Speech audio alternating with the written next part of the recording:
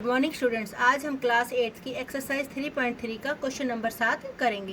Question number 7 में संलग्न आकृति HOPE एक समानांतर चतुर्भुज है। हमें एक आकृति दी हुई है HOPE, ये क्या दे रहा है, हमारी एक समानांतर चतुर्भुज है। यहाँ पर ये हमारा कोण x दिया हुआ है, यहाँ पर हमारा y, ये 40 डिग्री, ये z, और ये हमारा बाह्य कोण हमारा कितने डिग्री का दिया हुआ है, 70 डिग्री।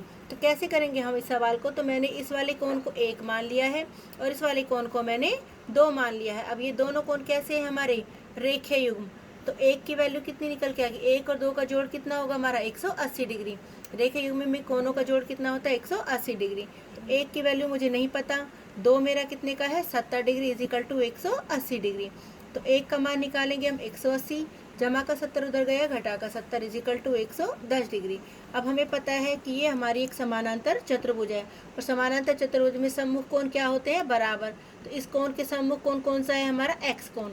तो x का मान हमारा किसके बराबर होगा, 1 के, और 1 की वैल्यू हमारी कितनी निकल के आई थी 110। तो x का मान हो गया हमारा 110 डिग्री।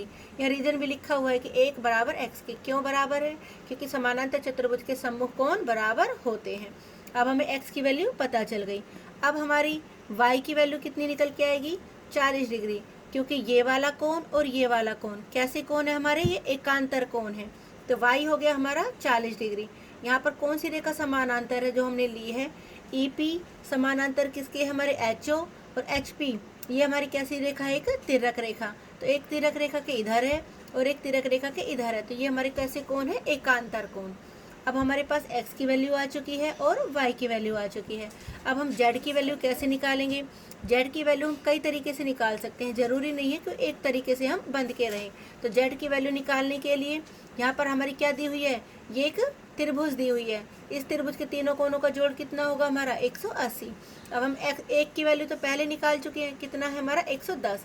y की वैल्यू हमें पता है कितनी है 40। तो z की वैल्यू कैसे निकलेगी, तो त्रिभुज OHP में 1 जमा y जमा z, तीनों कोणों का जोड़ कितना हो गया 180।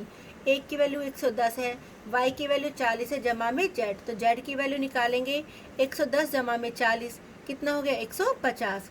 तो 180 में से 150 गए, कितना निकल कर आ गया 30 डिग्री। एक तरीके से तो हम ऐसे z की वैल्यू निकाल सकते हैं। एक दूसरा तरीका क्या है कि ये पूरा कोण और ये वाला कोण नंबर 2, ये पूरा कोण और ये वाला कोण कैसे कोण है, हमारे संगत कोण, क्योंकि ये रेखा और ये रेखा आपस में क्या है, समानांतर है, और ये क्या है, हमारी तिर्यक रेखा है। तो ये वाला कोण और ये वाला कोण हमारा कैसे कोण होंगे, संगत कोण। और संगत क्या होते हैं, कोण बराबर, यानी 40 जमा में z बराबर किसके हो जाएगा 70 डिग्री के। तो z की वैल्यू कितनी निकल के आई, 70 में से 40 डिग्री घटा दिया, कितने डिग्री का निकल कर आ गया 30 डिग्री। एक तरीका तो ये है हमारा 30 डिग्री निकालने का z की वैल्यू। तो 2 तरीके से हम z की वैल्यू निकाल चुके हैं। तीसरा तरीका क्या है, ये त्रिभुज के लिए कैसा कोण है, बाह्य कोण।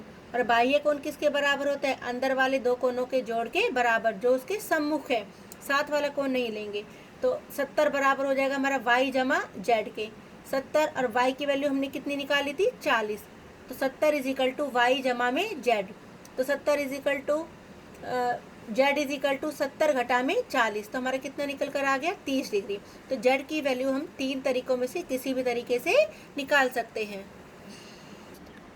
यहाँ मैंने z की वैल्यू तीनों तरीके से निकाल कर दिखाई हुई है। ये त्रिभुज से निकाली थी z की वैल्यू 30 डिग्री। ये मैंने संगत कोण वाला बताया था कि ये वाला कोण कोण नंबर 2 के बराबर है। यह चौथा मेरा 40 जमा में z इज इक्वल टू 70, तो z की वैल्यू निकल कर आ गई 30 डिग्री। तीसरा मैंने बताया था बाह्य कोण विशेषता से, यानी 70 कोण हमारा क्या था, बाह्य, और ये दोनों कोण कैसे थे, अंदर वाले सम्मुख कोण। तो 70 इज इक्वल टू y की वैल्यू थी 40 जमा में z, 70 40 इधर आए घटा के 40, तो z की वैल्यू कितनी निकल कर आ गई 30 डिग्री। हमने 3 तरीके से z की वैल्यू निकाली और तीनों तरीके से z का मान हमारा कितना आया था 30 डिग्री। तो हम किसी भी तरीके से z की वैल्यू निकाल सकते हैं। Thank you.